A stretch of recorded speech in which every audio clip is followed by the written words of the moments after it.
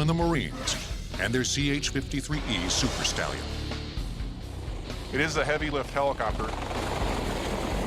CH-53 Echo Super Stallion. It's the largest helicopter in the military. It dwarfs some of its flashier cousins. The Black Hawk weighs just over 10,500 pounds and stands 16 feet 10 inches high. The Apache weighs in at nearly 11,500 pounds and stands 12 feet 7 inches high. But the CH-53 weighs over 33,000 pounds and towers nearly 3 stories high at 28 feet. Not only is the CH-53 the largest helicopter in the military, it's also the strongest. The Super Stallion can carry internal loads of up to 20,000 pounds in the cargo hold, or external loads of 32,000 pounds hung underneath the aircraft.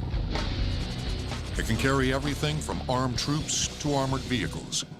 Well, the primary mission of the helicopter is assault support, carrying troops and equipment around the theater or wherever we're operating at to make sure that they get the supplies they need, the equipment, the ammunition, and basically moving Marines around. To complete these missions, it takes 2 pilots and 3 crew chiefs who are responsible for loading up the inside. We call it beans, Band-Aids, and bullets. We can take anything in the back. Or hooking up external loads underneath. It's either a single point lift or a dual point lift. Dual points are usually for longer, wider loads so that you can keep the load from spinning.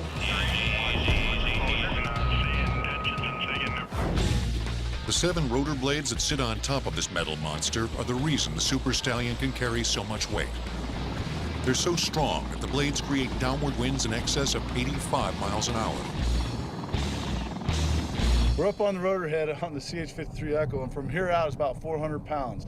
Put things in perspective, there's 7 of them. That adds up to 2,800 pounds. 2,800 pounds can lift 73,500 pounds. The mechanical muscles that move these blades come in the form of 3 GE engines that produce 12,000 horsepower. We're not worried about how much power we have to pull to make a turn or climb or descend.